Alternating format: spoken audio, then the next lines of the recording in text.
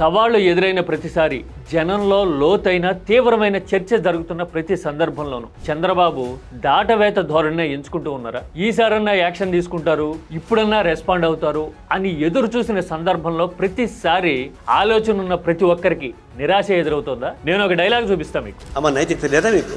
దేవుని నమ్ముకొని బతకలేదు, అమ్ముకొని బతుకుతున్నారు. చూశారు కదా ఆయన ఏమంటున్నారు? అంత సూటిగా ఘాటుగా ఎందుకు మాట్లాడాల్సి వచ్చింది? ఆయన ఏమి చంద్రబాబుకి హార్డ్ కోర్ వ్యతిరేకి కాదు కదా. కారణం ఏదైనా కానీ చాలా సందర్భాల్లో సానుకూలంగా ఉండే నాయకుడే కదా. అలా ఒకప్పుడు సానుకూలంగా ఉన్న నాయకులు కూడా ఇప్పుడు నిలదీసే నిగ్గదీసే సమాధానం చెప్పండి చూద్దాం అని నిలబడే పరిస్థితి ఎందుకు వస్తూ ఉంది? కారణం ఏంటి? ఆధ్యాత్మిక విషయాలే కాదు, పరిపాలనాపరమైన విషయాలైనా రాజకీయ సందర్భాల్లో అయినా చంద్రబాబు ఇప్పుడైనా యాక్ట్ చేస్తారా, చర్య తీసుకుంటారా, రెస్పాండ్ అవుతారా అని ఎదురు చూసి ఉసూరుమన్న సందర్భాలు ఎన్నున్నాయో ఒక్కసారి తిరిగేస్తే గనక చాలా విషయాలు మనకు అర్థమవుతాయి. మరి ఇలాంటి పరిస్థితుల కారణం ఏంటి? 2 ఏళ్లు తిరక్క మునిపే ఇలాంటి ఛాలెంజెస్ ఎందుకు ఎదురు నిలబడుతున్నాయి? చెక్ చేద్దాం రండి.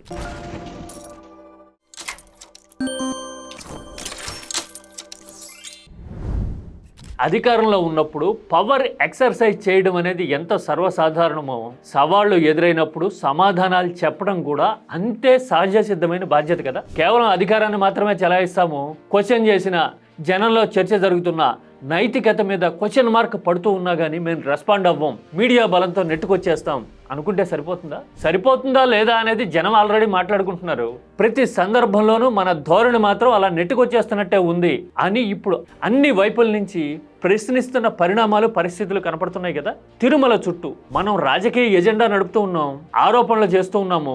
వెంకటేశ్వరుడు సాక్షిగా ఇంతకు ముందు ఎప్పుడూ చూడనట్టుగా లడ్డూ మీద, ఆధ్యాత్మిక నమ్మకాల మీద మనం చాలా సందేహాలు లేవనెత్తి పొలిటికల్ ఎజెండాని తెర మీదకి తీసుకొచ్చాం కదా. గత 2 ఏళ్లలో లడ్డూల్లో జంతువుల కొవ్వు కలిసిందన్నాము, ఎనిమల్ ఫ్యాట్ కూడా వాడారని. ఆ తర్వాత లడ్డూల్లో బాత్రూమ్ క్లీనింగ్ యాసిడ్ కూడా కలిసిందన్నాము. బాత్రూముల్లో వేసి క్లీన్ చేసే కెమికల్ ని ఈలో వేసి మన ప్రత్యర్థుల వ్యక్తిగత విశ్వాసాల్ని రాజకీయ ఎజెండాతో ముడిపెట్టే ప్రయత్నం కూడా చేశాం కదా. జగన్ మీదే కాదు, గతంలో టీటీడీ బాధ్యతల్లో ఉన్న వాళ్ళ మీద కూడా.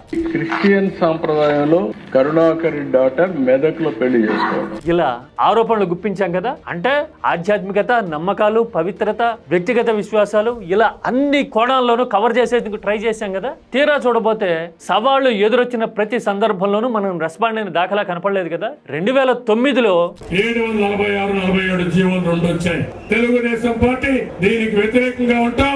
ఇలా ఎందుకు మాట్లాడారు అంటే మనం ఇతమిద్ధంగా స్పెసిఫిక్గా క్లారిఫికేషన్ ఇచ్చిన దాఖలా ఉందా? లేదు కదా. ఇప్పుడు టీటీడీ బాధ్యతల్లో ఉన్న చైర్మన్ మీద కూడా ఆరోపణలు వస్తే, ఆధారాలతో జనం మాట్లాడుకునే పరిస్థితి వస్తే మనం ఏం చేస్తున్నాము? రెస్పాండ్ అవ్వలా. తిరుమల పర్యటనలో కూడా అంటి ముట్టనట్టుగా ఉన్నాము అని చూపించేందుకు ట్రై చేశాను తప్పితే నిఖార్సుగా రెస్పాండ్ అయ్యేందుకు మనం ట్రై చేయలేదు కదా. రివ్యూ మీటింగులు జరిగినా, ప్రారంభోత్సవాలు జరిగినా ఉన్నారా లేరా చైర్మన్ అన్నట్టుగా ఉండటం ఆ దృశ్యాల్లో కనపడతా ఉంది. మనము కలిసిమెలిసి లేము, అలాగని పూర్తిగా దూరమో పెట్టలా. అంటే అంబిగ్విటీ ఉంది, సందిగ్ధత ఉంది. జనం మాట్లాడుకుంటున్నారు అనే శంక, సంకోచం, సంశయం మనలో ఉన్నాయి. కానీ చర్య ఎందుకు తీసుకోవట్లా? ఆ శంక, సంకోచం లేకపోతే అసలు ఏ తప్పు చేయలేదు అని మనం నమ్మితే గనక మామూలుగానే ఉండుండొచ్చు కదా. పక్కన పెట్టుకుని మీడియాని అడ్రస్ చేసి ఉండొచ్చు కదా, వ్యవహారాలన్నీ నిర్వహించి ఉండొచ్చు కదా. అలా ఉండలా మనం. అంటే సంకోచం, శంక ఉన్నాయి కానీ చర్య తీసుకోవట్లా. కారణం ఏంటి? మనల్ని ఏ శక్తి ఆపుతా ఉంది? అందుకోసమే నారాయణ అమ్మ నైతికత లేదా మీకు? దేవుని నమ్ముకొని బతకలేదు, అమ్ముకొని బతుకుతున్నారు. ఇలా క్వశ్చన్ చేయడం కనపడింది కదా. నారాయణ క్వశ్చన్ చేశారని కాదు, జనబాహుళ్యంలో రాష్ట్ర వ్యాప్తంగా ఇదే చర్చ కదా. నిజమా కాదా నిరూపణ అయ్యే వరకు బాధ్యతలకు దూరంగా ఉండండి అని చెప్పగలిగే పరిస్థితి ఎందుకు లేదు? ఎందుకు ఆ మాత్రం నువ్వు కొంచెం దిగవయ్యా చెప్పలేకపోయాడు ఆయన అంటున్నారు కదా. కానీ రీసెంట్ హిస్టరీని తిరిగేస్తే ఒక్క టీటీడీ విషయంలోనే కాదు, చాలా సందర్భాల్లో రాజకీయ పరిపాలనాపరమైన సందర్భాల్లో పార్టీ వ్యవహారాలకి సంబంధించిన ఇష్యూస్లో ఇవన్నీ ప్రజలకు సంబంధించినవే, ప్రజలు మాట్లాడుకుంటున్నవే, ప్రజా ప్రయోజనాలు ఇన్వాల్వ్ అయి ఉన్నవే. అయినా కూడా చంద్రబాబు రెస్పాండ్ అవ్వకుండా దాటవేత ధోరణితోనో లేదంటే మీడియా ప్రచారంతోనో నెట్టుకొచ్చేసే అటెంప్ట్ చేయటం చాలా ఇన్స్టెన్సెస్ లో కనపడింది. నేను కొన్ని కోట్ చేస్తాను. ఇవన్నీ మీడియాలో వచ్చినవే, రీసెంట్ పరిణామాలే. ఒకసారి చూడండి అవేంటో. ఎమ్మెల్యే ఆదిమూలం సస్పెండ్ ఒక మీడియా రిపోర్ట్ చేసింది. సస్పెండ్ చేశారా? ఇప్పుడు ఆయన పార్టీకి దూరంగానే ఉన్నారా? ఆ తర్వాత చూడండి, ఎమ్మెల్యే దగ్గుపాటి వ్యవహారంపై చంద్రబాబు సీరియస్. మరి సీరియస్ అయితే చర్య ఏమైనా తీసుకున్నారా? వ్యక్తిగత వివాదాల్లో కూరుకుపోతున్న ఎమ్మెల్యేల మీద ఏం తమాషాలా, ఆ గొడవలేంటి అని హెచ్చరిక చేశారట. పరిస్థితులు ఏమైనా మారినాయా, మార్పు వచ్చినాయా? ఆ తర్వాత ఈ మధ్య కాలంలో డ్రగ్స్ వ్యవహారంలో దొరికిన పుట్టా మహేష్ మీద సీరియస్ అయ్యారట. ఏమైనా చర్య తీసుకున్నారా? వారం రోజులు అంతకంటే ఎక్కువ అయ్యింది కదా.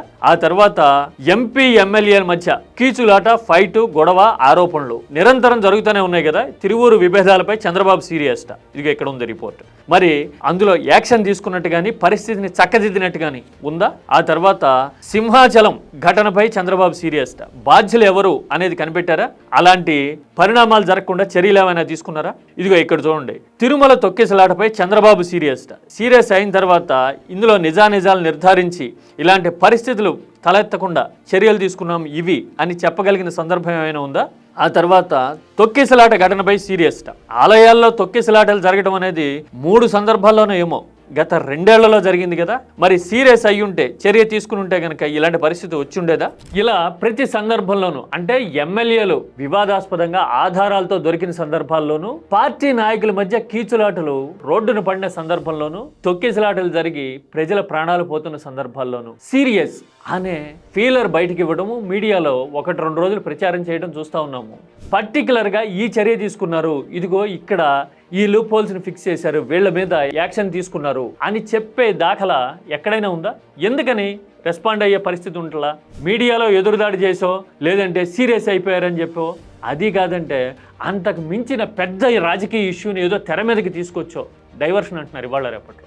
అలాంటి డైవర్షన్ టెక్నిక్స్ ద్వారాను నెట్టుకొచ్చేయాలి అనే టాక్టిక్స్నే పదే ఎందుకు అనుసరిస్తూ ఉన్నారు? ఇది కదా అసలు క్వశ్చన్. ఎదురులేని అధికారం ఇచ్చినప్పుడు ఆ అధికారాన్ని చెలాయించడం అంటే తిరుగులేని బాధ్యతని నిర్వర్తించడం కూడా కదా. మన మీద నమ్మకంతో 164 సీట్లు ఇచ్చారు అని పదే చెప్తూ ఉంటాం కదా. మరి అంత నమ్మకం ఉన్నప్పుడు ఆ నమ్మకాన్ని నిలబెట్టుకునే తరహాలో జనానికి జవాబుదారీగా ఉండాలి అనే డెమోక్రటిక్ లాజిక్ని ఎందుకు మర్చిపోతున్నాము? విపక్షం అడుగుతోందనో సోషల్ మీడియాలో జనం చర్చిస్తున్నారనో కాదు. నైతికతకి మనం కట్టుబడి ఉండకపోతే, ప్రాంప్ట్గా రెస్పాండ్ అవుతున్నాము అనే ఆలోచన ప్రజలకి రాకపోతే గనక వ్యవస్థలు దెబ్బతింటము, విలువలు పతనం అయిపోవటం ఇవన్నీ తర్వాత. రాజకీయంగా ముఖ్యంగా నష్టం జరిగేది, నేరుగా ప్రభావం పడేది మన మీదే, మన నాయకత్వం మీదే. ఇంత సుదీర్ఘ అనుభవం ఉన్న నాయకుడే ఆఫ్టర్ ఆల్ నామినేటెడ్ బాధ్యతల్లో ఉన్న వాళ్ళ మీద చర్యలు తీసుకునే పరిస్థితిలో లేరు అని జనం అనుకుంటే గనక ఎంతటి నష్టదాయకం అవుతుంది కూటమికి? ఈ పాయింట్ ఎందుకు ఆలోచించకనా లేదంటే మీడియా ప్రచారంతో నెట్టుకొచ్చేద్దామనా? అది కాదంటే అసలు చర్యలు తీసుకునే అవకాశం, పరిస్థితి లేవు అని అనుకోవాలా? అలాగైతే గనక చర్యలు తీసుకోలేకపోవడానికి అసలు కారణం ఏంటి? ఆపుతున్నది ఎవరు? ఈ విషయాల మీద ఇప్పుడే అంటే 2 ఏళ్లు కూడా గడవక మునిపే ఇంతలా చర్చ జరుగుతోంది అంటే వచ్చే 3 ఏళ్ల కాలంలో సవాళ్లు ముంచుకొస్తున్నట్టే లెక్క. అవునా కదా? రాజకీయంగా, ఆధ్యాత్మికంగా, పరిపాలనా పరంగా ఇలా అన్ని సవాళ్లు ఎదురవుతూ ఉన్నా కానీ రెస్పాండ్ అవ్వలేకపోతున్న తీరుని, ధోరణిని, పరిస్థితిని ఎలా చూడాలి? కారణం ఏంటి? చర్చిద్దాం. కామెంట్ అనేది సబ్జెక్ట్ ఓరియంటెడ్గా, సంస్కారవంతంగా ఉండేలాగా చేద్దాం. కీ టాక్స్ ఆలోచనలకి వేదిక.